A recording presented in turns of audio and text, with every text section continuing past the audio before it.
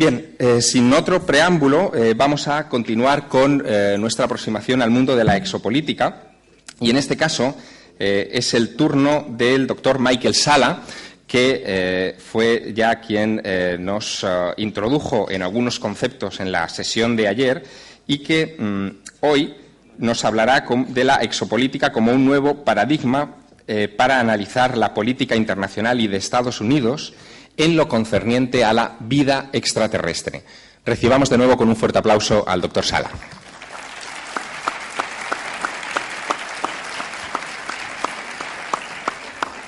Thank you. I'm very happy to be able to have another opportunity to come before you today because I can talk about something which is much more current in my own research. Yesterday I really gave you a kind of overview, an introduction to the field of exopolitics. Today I'll get to talk about some of the important public policy issues that come up with the study of this exopolitics field. I'm very fortunate that I had my two colleagues, Paola Harris and Stephen Bassett, speak before me today because they have covered some of the things I was going to talk about.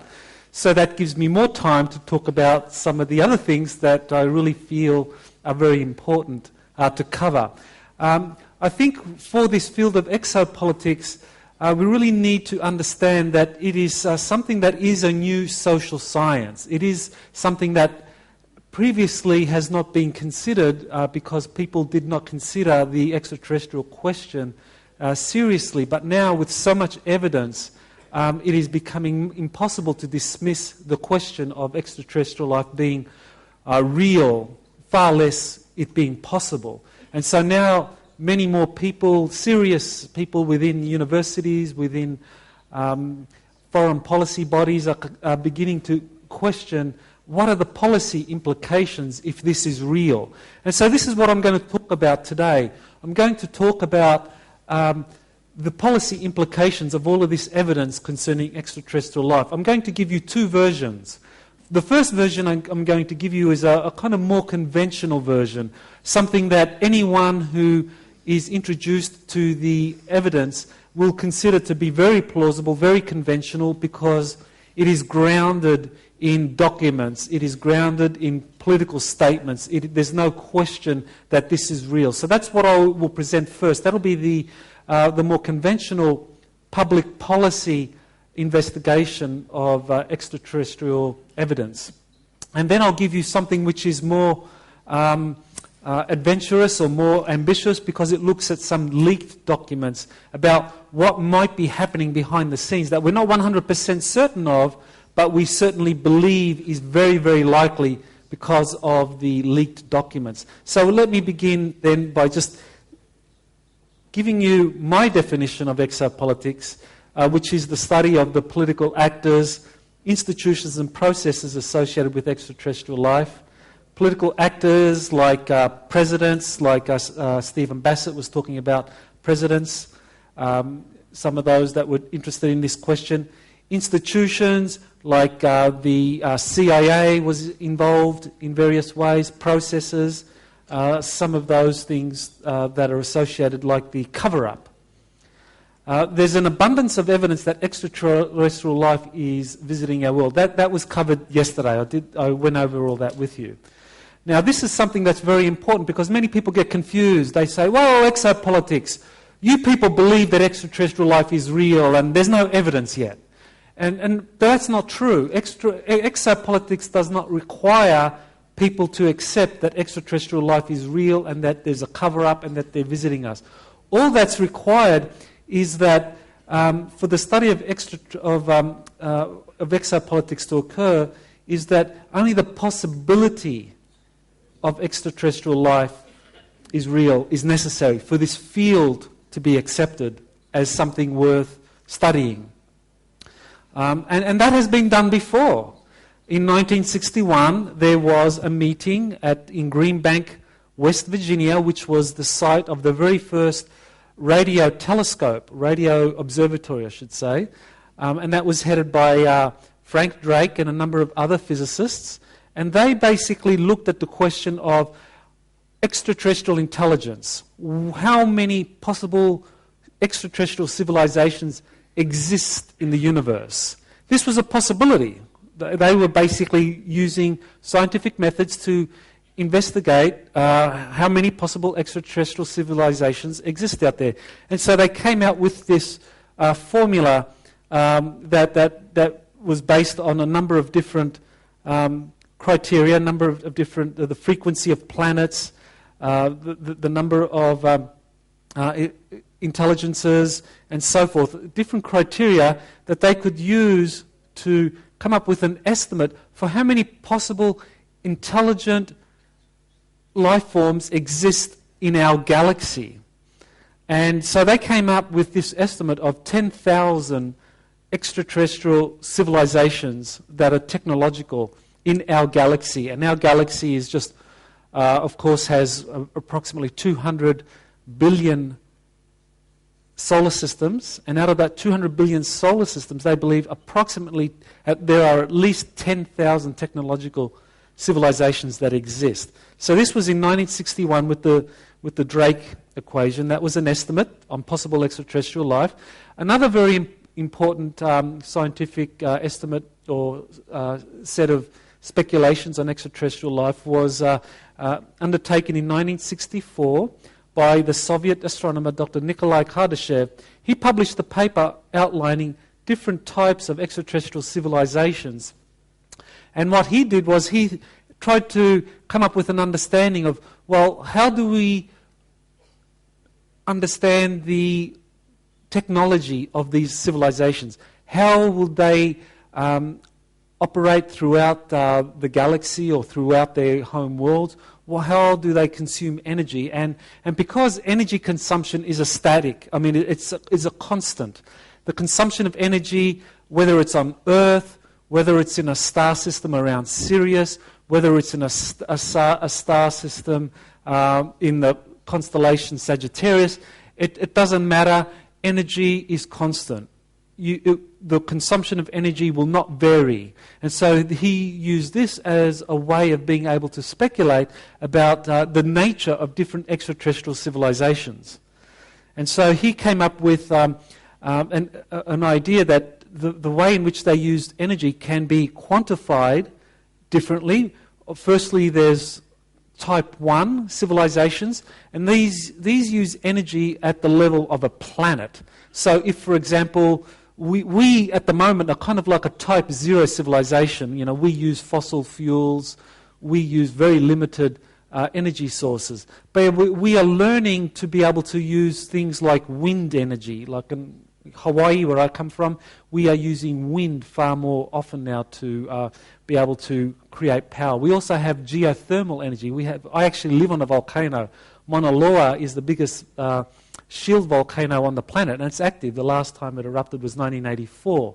So we live on that volcano, but there is a lot of geothermal energy in Hawaii that can be used to create sufficient power, electrical power for all of the Hawaiian Islands and even more for the mainland once the power companies begin to seriously invest energy in that.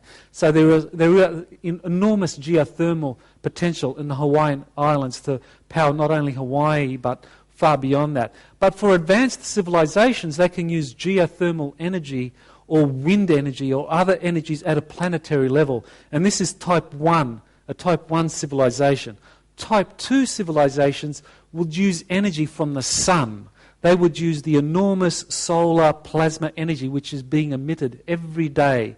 The solar wind is a constant. It comes out through the sun and it is being absorbed or spread out throughout our solar system.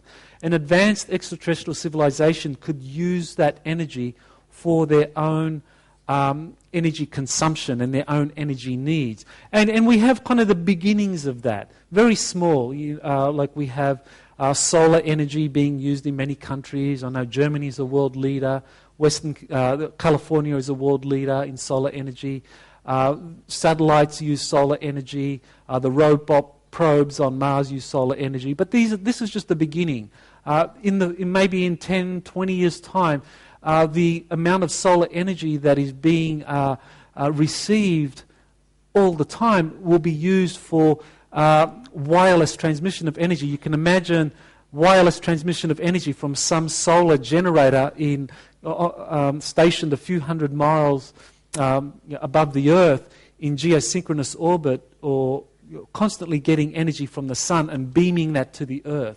That would be a kind of type 2 civilization.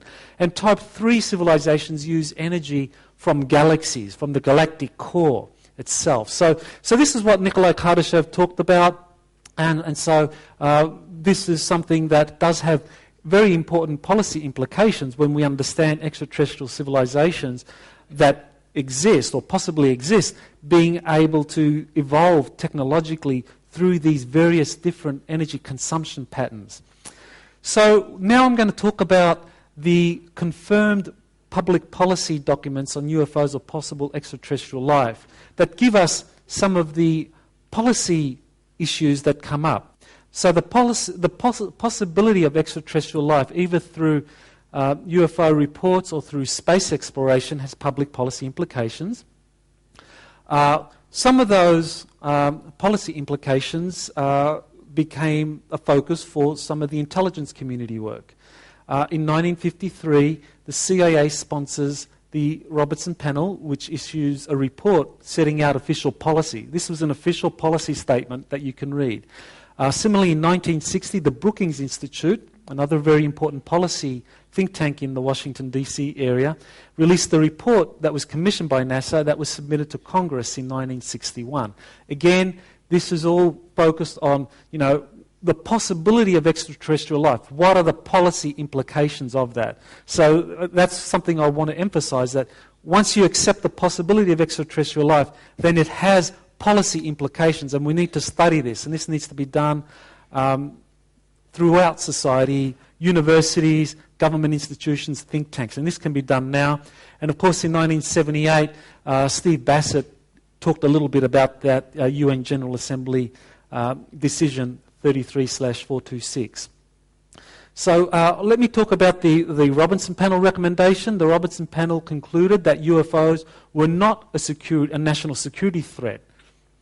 So UFO sightings, the Robertson Panel looked at a number of UFO sightings, not that many, a few dozen I believe, and basically concluded that these were not a national security threat, so therefore there was no great urgency to study these. But they said there was a threat, and the threat was hysterical public reaction. And because of that, it recommended a debunking policy.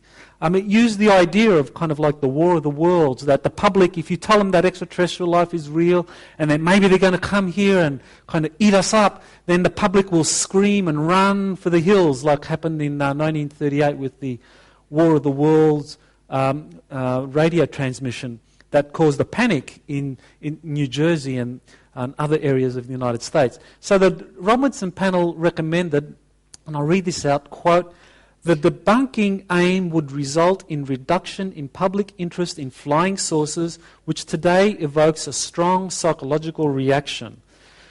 This education could be accomplished by mass media. Such a program should tend to reduce the current gullibility of the public and consequently their susceptibility to clever hostile propaganda." That was in 1953. So that is showing you that this panel recommended that the national security threat was your ability or capacity to believe that extraterrestrial life was real, regardless of whether it was real or not. So that was quite a very important part of the kind of psychological warfare program that was eventually implemented. So the Robertson Panel set up or justified a psychological warfare program that was implemented, or that the Robertson Panel was actually part of this. The Psychological Strategy Board I mentioned yesterday was created in 1951, and that was actually one of the organizations that was involved with the Robertson Panel and for creating the psychological warfare to basically convince the American public that UFOs and flying saucers were not real, that this was just imagination, and that there was no need to get concerned about this. Debunking and mass education to reduce the belief in UFOs was part of that. The second thing that I want to look at is the Brookings Institute report. That was released on December 14, 1960, and it had one section that was very important. That was focusing on the implications of the discovery of extraterrestrial life. So the Brookings Institute report was something that was conducted by NASA, that was required by NASA for submission to the Congress, and that the Brookings Institute, as a public policy think tank, conducted a very thorough investigation. And this is what it concluded concerning the possibility of extraterrestrial life. Quote, evidences of its existence, that is extraterrestrial, might also be found in artifacts left on the moon or other planets. The consequences for attitudes and values are unpredictable, but would vary profoundly in different cultures and between groups within complex societies. A crucial factor would be the nature of the communication between us and the other beings. Societies sure of their own place in the universe have disintegrated when confronted by a superior society, and others have survived even though changed. So that is saying that the possibility of extraterrestrial life, if that was ever verified through the discovery of artifacts, that could lead to a societal collapse, that this was a possibility that needed to be considered. So this had very powerful national security implications, because obviously if there's a real threat that society could collapse if there's a discovery of superior extraterrestrial life forms, then that is something that the national security apparatus would take very seriously and become very strongly involved in. And so that's why the Pentagon from the very beginning has been in charge of this issue. It's an issue that has been a national security issue of the highest order. It was not something that was delegated to amateurs. And by amateurs, I mean people in Congress. Because people elected in Congress in the United States, they're elected for 2 years. Every 2 years they have to run again. Often they change. Presidents are elected for 4 years, and they change. So basically, in the national security apparatus, they regard people in Congress as amateurs. If you need to have this issue dealt with by very serious people, professionals, then it has to be dealt with by the national security system, by those in the Pentagon who are professionals, who are there over 20, 30 years, rather than kind of amateurs in Congress.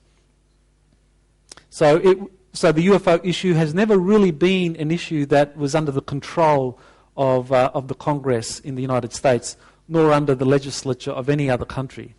So the Brookings report cites non-disclosure as a valid policy. So it basically looked at what are the policy implications of extraterrestrial life being discovered, and then it asked the question, the rhetorical question, how might such information, under what circumstances, be presented or withheld from the public? So it's basically saying here that it is possibly a valid policy choice to withhold this information from the public, and it's kind of giving Congress, the US Congress, the kind of the light or the indication that this is not an issue you should get involved with, because it's probably something that needs to be covered up, and you don't want to be involved in a cover-up. That's not very good for you. So just leave it to the professionals in the Pentagon and the CIA to look after this issue. So that report was delivered to the US Congress in 1961, and it kind of gave Congress the green light to say nothing about it. The UN General Assembly decision in 1978, Stephen Bassett kind of talked about this, so there's no real need for me to kind of go into it in any great detail, other than just say that this was something that recommended coordinating governments in doing research on whatever evidence they had concerning UFOs and extraterrestrial life. So the UN decision 33/426 actually mentions extraterrestrial life. So if anyone out there kind of thinks that, well, we're going too far when we talk about extraterrestrial life, we only should talk about the extraterrestrial hypothesis or the possibility. Well, there's a UN document that actually exists, that was passed, that actually says that governments need to coordinate so that they can conduct studies and investigations on UFOs and extraterrestrial life. So that's just for those of you that do question whether we go too far in using the term extraterrestrial life as opposed to extraterrestrial hypothesis. Steve Bassett mentioned this again, that that decision was never implemented. Different countries have been releasing this. Steve discussed that. So these are some of the public policy issues that have been raised in these official documents. Nothing here that I've discussed so far is controversial. It's all public domain. You can go out there and do the research and confirm that this is all public policy statements or reflections that have been in the open source literature for some time. So some of the public policy questions we can ask is, one, is an official cover-up of extraterrestrial life justified on national security grounds? Should this be an issue that the Pentagon looks after, or the military national security apparatus in different countries? Or should it be an issue that Congress or the legislature takes an interest in or becomes active in? That's a very important public policy issue. It's never been debated publicly, but it should be. Should it be the military, or should Congress have responsibility for this, or the legislature? The second policy issue, to what extent would official disclosure of extraterrestrial life destabilize global society? Well, do we accept what the Brookings Institute report implied, that while if the public were told the truth about this, that there would be a societal collapse, that we would basically have no efficient government because people would panic so much? I don't think that would happen. I think actually many people would embrace this as a new possibility, as a new paradigm, as Steve Bassett was talking about. And that I agree that many people would see this as an opportunity for a new world. So I don't think there would be a collapse. But nevertheless, the national security apparatus operates under the assumption that if this were told to people, there's a possible societal collapse, and so no, we can't tell you.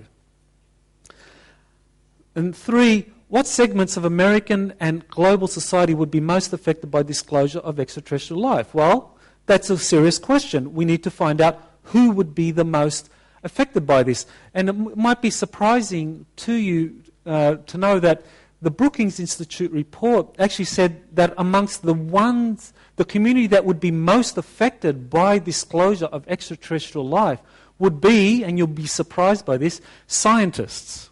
Scientists would be most susceptible because they have spent a lifetime operating under the assumption that certain laws are fixed and immutable, and if they were exposed to this information, a lifetime of operating under laws that now would become redundant would actually affect them greatly. So many of the senior scientists would find it very, very difficult to accept this. Younger scientists, those who are just coming out of graduate school, would accept it more easily. And in fact, they would be greatly excited by it. But the scientists, the religious community also would have great difficulties in accepting this. But Steve talked about the Catholic Church making very important movements forward in this. Four, to what extent are the tools of psychological warfare, such as debunking and discrediting of witnesses, used on the US and global public to dismiss the seriousness of data concerning UFOs and extraterrestrial life? So, why should the CIA and other intelligence agencies around the world cooperate in this program of psychological warfare that has been going on since close to 60 years now? Since 1951, the earliest documents have been released confirming that yes, there was a psychological warfare program, and yes, a program called Majestic was implemented, and FOIA documents prove this or show this, and that Majestic did have the Pentagon provided logistics support to conduct a psychological warfare program, not only in the US, but everywhere that the Pentagon operated. Now, the Pentagon has, I think it's like 200 military bases around the world. The CIA has posts in every intelligence agent, every embassy, every US embassy around the world. So you have a vast psychological warfare program through the CIA, through the Pentagon, to basically convince the public that this question of extraterrestrial life is nonsense, don't believe it, people out there are just kind of loony who talk about this. Why should this be happening? Why can't the truth just be allowed to come out without there being this kind of muddying of the waters, psychological warfare to basically make people unsure as to who's telling the truth, who's lying, who's making it up. All of this is part of a psychological warfare program that makes it very, very difficult for researchers like myself, Paola Harris, and others who try to find out, who's telling the truth, how much should we believe them? Well, the psychological warfare program makes it difficult for that. To what extent is the mass media used to promote a cover-up of evidence concerning extraterrestrial life? The CIA is on record for saying that it has people in every major media outlet in the United States, and that would also pertain to the world through its intelligence agencies that cooperate with it around the world. So that means every major media outlet has the CIA in there performing a function which is to basically keep the cover-up going. So again, this is a big policy issue. Why should the CIA be allowed to manipulate the media like that? And all the intelligence agencies as well. The Declaration for a European Agency to Study UFOs and Extraterrestrial Affairs, Robert Fleischer yesterday gave a rundown on that, and I think that's a very important initiative. I think it would be very helpful to the rest of the world if the European nations got together and made something like this happen. I think the rest of the world would really look at Europe as being a model for how countries can collaborate and come together on this. And I think the European Union is really the most advanced bloc of nations in terms of being able to cooperate on common interests and get things done and come up with common statements. So I think if this kind of agency were ever to be created, it would probably be an organisation like the European Union that would do it first. And so I really encourage people to get behind PEPON and the other European exopolitics organisations that are trying to make this declaration feasible or get adopted by the European Union. So I will skip that. Let me just, before I do that, just mention just one thing. I am part of an organisation, the Exopolitics Institute, which is a 501c3. And one of the things that we do is offer courses in exopolitics. And so I've taught some courses. Paola Harris is my colleague. She teaches some courses. We have another colleague, Manuel Lameroy in South Africa, who used to work in some Belgium universities, also teaches courses. And so we are putting together the framework for a set of courses that are taught online. So this is something that needs to be done at a much wider level online for people that are ready for this information, because eventually there will be a great need, and the more people who are trained in these issues, the better. So the next part of this presentation is going to be talking about things that are kind of more controversial because they're unconfirmed. So far, everything I've talked about is based on official documents. You can go out there and confirm it yourself. There's no debate over these documents existing and the public policy issues that they raise. They are all kind of on the record, and I think they're worthy of scrutiny and debate. What I'm going to spend the last 30 minutes I have now is on this more controversial area, which are public policy issues that come from documents or testimonies that are not confirmed. They are often from documents that are leaked documents. And it's very important to understand how this works. In the way the governments work, at least in the US, and I think this happens maybe in other countries less so, but in the US, typically you have factions within a government. One faction will say, yes, we can't tell the people, this has to be managed by the Pentagon, the CIA, and no one in the public arena should know.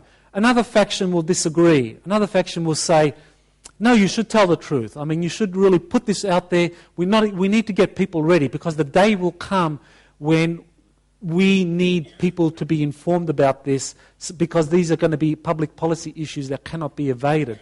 And so that faction will say, let's tell the truth.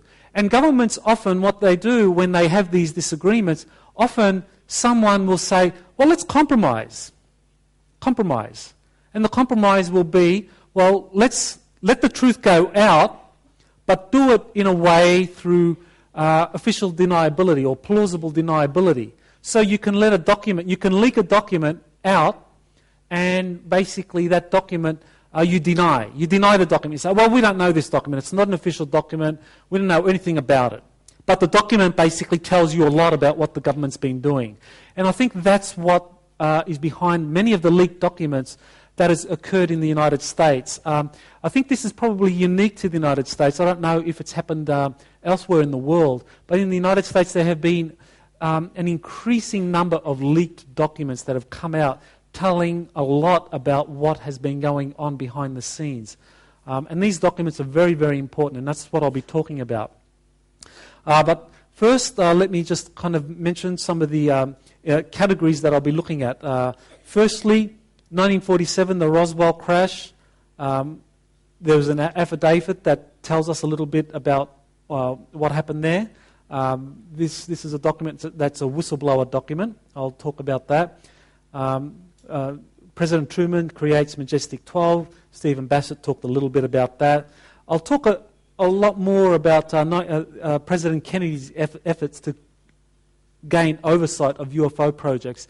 That is a very, very important part of US history that actually has implications for what we're doing now, what we are seeing now.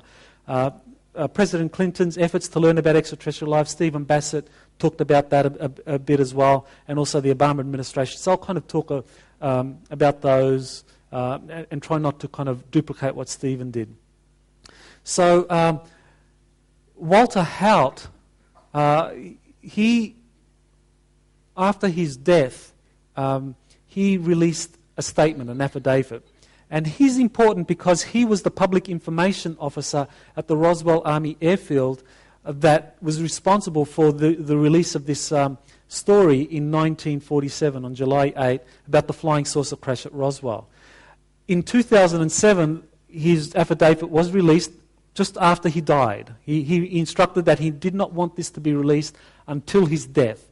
I think it was because he had given his word that he would never tell the truth while he lived.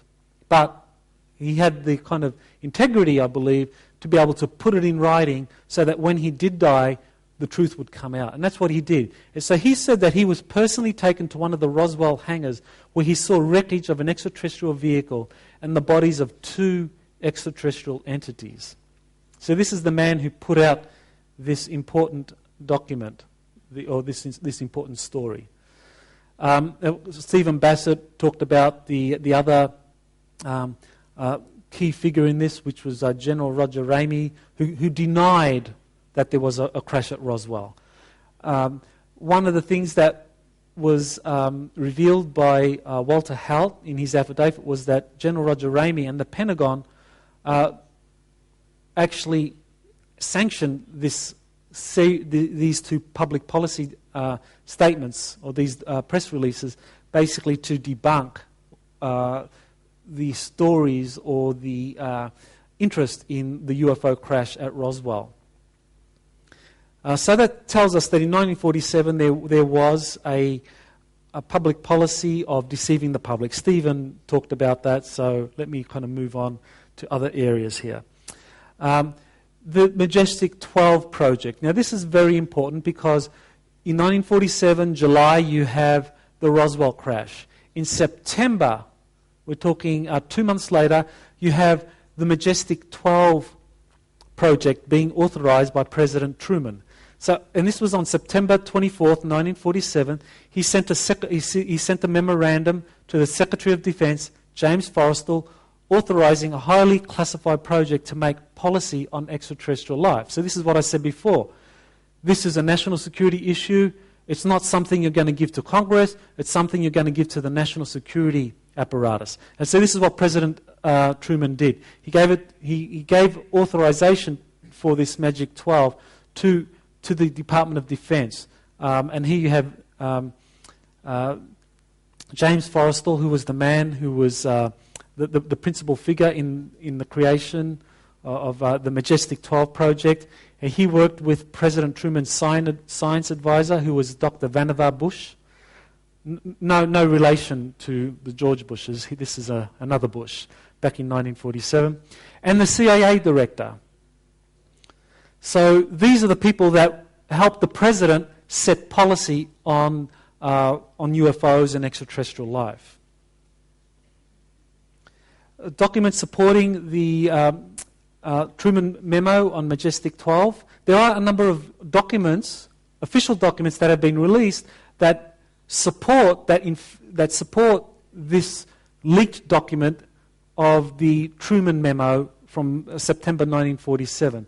So September 1947, President Truman authorizes the creation of Majestic 12 to take control of the extraterrestrial issue, and there are documents that support that this is in fact what happened.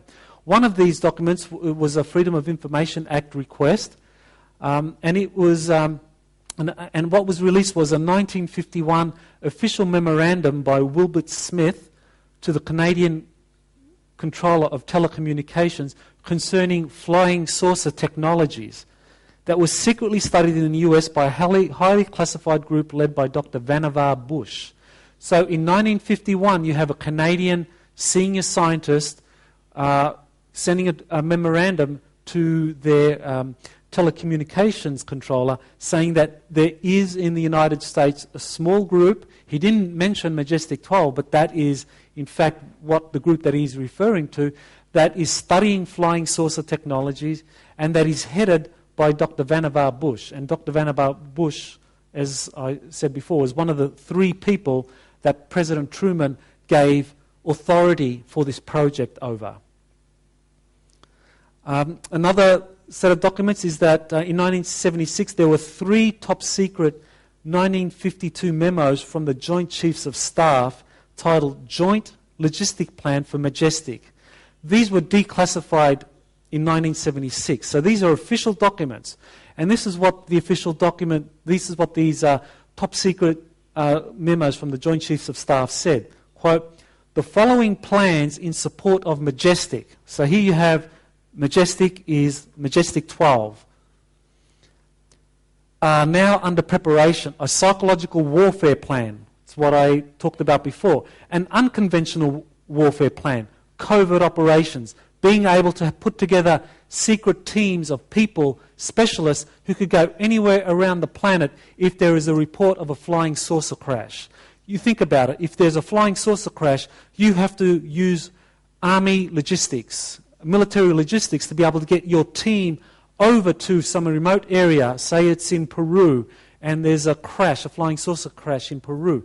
You have to send a logistics team over there very, very quickly to work with the Peruvian military to sanitize, or to cordon off the area, sanitize the area, being able to retrieve whatever technologies back to the United States for reverse engineering. And you need to have a friendly government that is there at all times. So this is why the CIA, especially in Latin America, has always been so active with its covert operations to make sure there are friendly governments there, to ensure that if there is a need to go in there, whether it's to retrieve crashed disks or to find extraterrestrial artifacts. Klaus Downer yesterday talked about artifacts, giant skulls that he was finding in Peru and elsewhere, underground caves, facilities that stretch throughout the Andes, the Bolivian Andes. I was there last year in the Bolivian, in Lake Titicaca, Tiahuanaco, and there are huge cave complexes there. The United States military is very interested in what is in these underground facilities. So you need a huge logistics plans to do this. And so these three documents show us that in 1952, this logistics plan was put in place, and the Joint Chiefs of Staff was responsible for that. And let me continue. Cover and deception plans. You need to basically create covers and deceive people as to what you're really doing. A civil affairs military government plan. A command plan, a logistics plan. So these are official documents from the Joint Chiefs of Staff which tell you that a huge program was put together in 1952 in service of Majestic. So what happens? 1961, you have a new president, President Kennedy, a man that is kind of believing in a new way of doing things, he suddenly finds out that there is this operation called Majestic. He knows about it. He finds out about it. And he wants to find out, well, what are they doing? He's now the president. Previously, he was a US senator. He heard a little bit.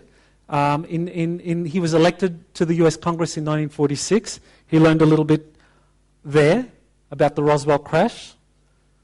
So anyway, in 1961, he wants to learn about it. What happens? He sends, in June 28, 1961, this is a leaked document, he requested the director of the CIA, Allen Dulles, for a, quote, review of MJ-12 intelligence operations as they relate to Cold War psychological warfare plans, end quote. So what he's doing here is he's sending a memo to Allen Dulles, the CIA director in 1961. He's telling him, I want to know what you're doing. Tell me what is going on with Operation Majestic. Tell me about these psychological warfare plans that you're doing. He's basically trying to get out from the CIA director what it is they know about UFOs, what it is that they have put in place to deal with the extraterrestrial question. He didn't state that in the memo itself. It's just basically implied in there, because this is what Majestic 12 was created for, to deal with the extraterrestrial question, with the flying saucer issue. So this shows that in June of 1961, this leaked document, that Kennedy is wanting to learn about Majestic 12 and the relationship with psychological warfare. So Dulles sends a response, and that response comes in November of 1961.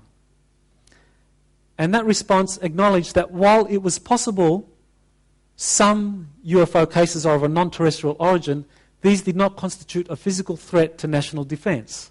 So this is Dulles' response to Kennedy's June memo in 1961 that came about later in November, was that he's talking about UFOs. Well, I mean, the memo that Kennedy issued to Dulles in June of 1961 didn't talk about UFOs. It didn't say anything about UFOs. It just said, tell me about Majestic 12 and your psychological warfare programs. So Dulles responds 5 months later, and he's talking about UFOs. So this document is basically telling you that, yes, psychological warfare programs conducted with Majestic 12 are designed to deal with the UFO issue. And so Dulles says, quote, for reasons of security, I cannot divulge pertinent data on some of the more sensitive aspects of MJ-12 activities, end quote. What he's telling President Kennedy is, yes, Majestic 12 is real. Yes, psychological warfare programs are real. Yes, it involves UFOs. But no, we're not going to tell you. So this is basically evidence that in 1961, President Kennedy tried to get to the bottom of the UFO issue and was told, you are not entitled to know. You're not cleared for this. He basically did not have need-to-know access when it came to MJ-12 activities. So this is probably the first case of an American president being told, you do not have need-to-know access. And so this is a very important development. And I believe it did directly relate to what eventually happened 2 years later in 1963 with his assassination, and I will talk about that. In 1963, President Kennedy comes up with a plan. He's got a new CIA director, and his plan now is that, well, I tried the direct approach. I told the CIA, tell me what you know, and they told me nothing. So I have a new plan. This plan is that he's going to issue a proposal for joint US-USSR space and lunar missions. So in September of 1963, he gives a speech, and he calls for the Soviet Union to join with the United States in joint space and lunar missions, and so he puts that out.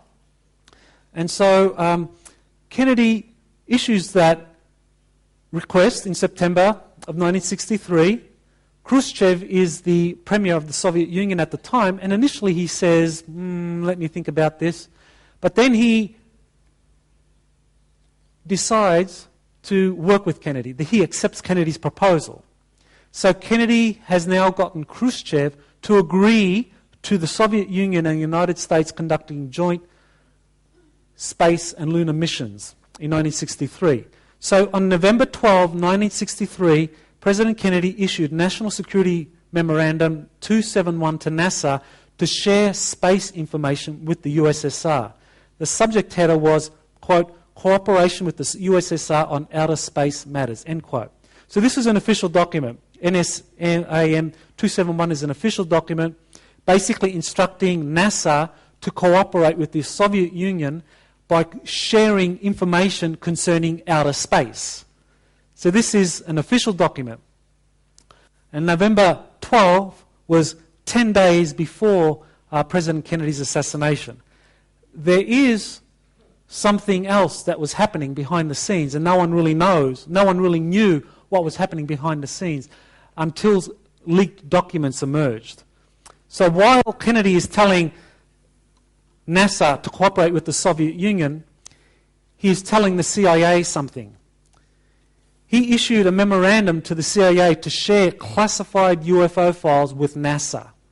He tells the CIA that they need to release classified files that would assist NASA in its efforts to cooperate with the Soviet Union on joint missions. And this classified top secret memo was titled Classification Review of all UFO intelligence files affecting national security. So Kennedy's initiative would have resulted in the CIA releasing classified UFO files to NASA. And NASA would then, under National Security Action Memorandum 271, have been responsible for sharing those classified files with the Soviet Union. And the reason Kennedy did this was that he knew that the CIA would not give it straight to him. So the way to do it, to get around the CIA's effort to control the UFO extraterrestrial information, was to instruct it to share the files with NASA, that would then share it with the Soviet Union, and that way Kennedy could gain access to that information. Assassination on November 22nd ended that initiative. And the important thing here is that there are other leaked documents that actually refer to, one of these leaked documents is a burned memo that was signed by, initiated by Allen Dulles in 1961. And in this leaked document, there is an assassination directive. It's a directive that basically says, if any official in Washington proves to be a threat to majestic operations, you are authorized. It uses cryptic language, and the cryptic language is "it should be wet." Now, the phrase "it should be wet" is in the intelligence community a code word for assassination, and so what was basically being implied in that memo from 1961 that Allen Dulles was involved in was that any Washington official that did not cooperate could be assassinated. And this was something that was, this memo was acknowledged by the chief of CIA counterintelligence, James Jesus Angleton, on November 20, 1963. In November 20, 1963, the CIA counterintelligence chief, Angleton, he was identified as having this directive, or this assassination set of directives, and that was 2 days before the Kennedy assassination. I don't have time to go into that in more detail, but it's something that will be coming out over the next few months. There is an article that will be coming out in Nexus and other magazines. As I mentioned, this is the Byrne memo. There you see it. That's how it looks. Drafted by Allen Dulles in '61, and it involved James Jesus Angleton. The directive that mentioned the assassination was called Directive Regarding Project Environment. And I'll read it out in full. Quote, "When conditions become non-conducive for growth in our environment and Washington cannot be influenced any further, the weather is lacking any precipitation. It should be wet." End quote. That's very cryptic, but in fact it's an assassination directive. And that was from a memo that the CIA was involved in. Okay, so President Clinton, so that's the background to what happened to Kennedy. We move forward now to President Clinton. Thankfully, Stephen Bassett told us quite a bit about the Clinton initiative, the Rockefeller initiative involved in the Clinton administration. But let me just kind of point out one important thing. One of the key people that Clinton appointed to fulfill his work was Webster Hubbell, and he sent Hubbell over to the Department of Justice, and he asked Hubbell to find the answer to two questions. One, if I put you over at Justice, I want you to find the answers to two questions for me. One, who killed JFK, Kennedy? And two, are there UFOs? Isn't it interesting that Kennedy was associated, or that Clinton links Kennedy and UFOs, the Kennedy assassination with UFOs? What is Clinton worried about here? Hubbell said, quote, "Clinton was dead serious. I had looked into both but wasn't satisfied with the answers I was getting." So Clinton wasn't able to get information on classified UFO files from Hubbell or other senior administration officials. And Steve Bassett talked about that and the Rockefeller initiative, so I don't really need to kind of talk about that. So let me fast forward now to the Obama administration. Do I have 5 minutes left? 3 minutes, okay.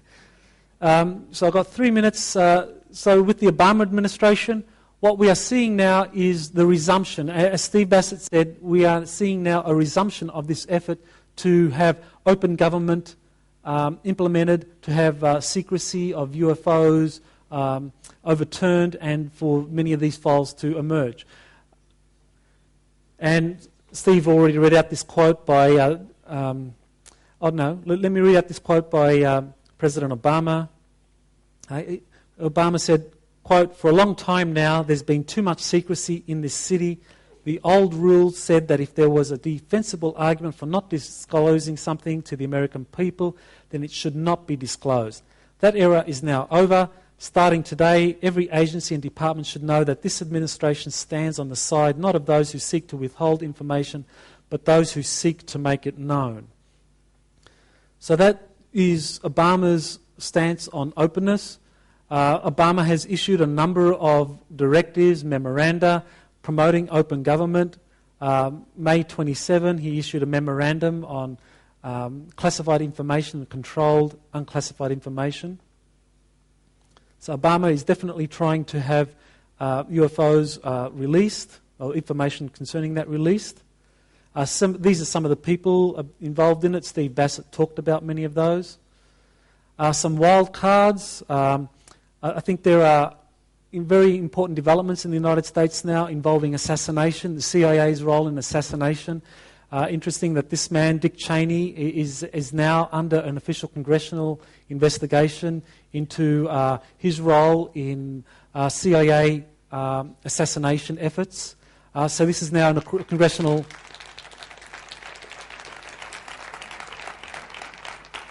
So this is official. So Congress is conducting an investigation into this, and maybe some more things will evolve out of that. Growing public arrest over 9/11. Again, these are wildcard events. So what are the public policy issues that we have here?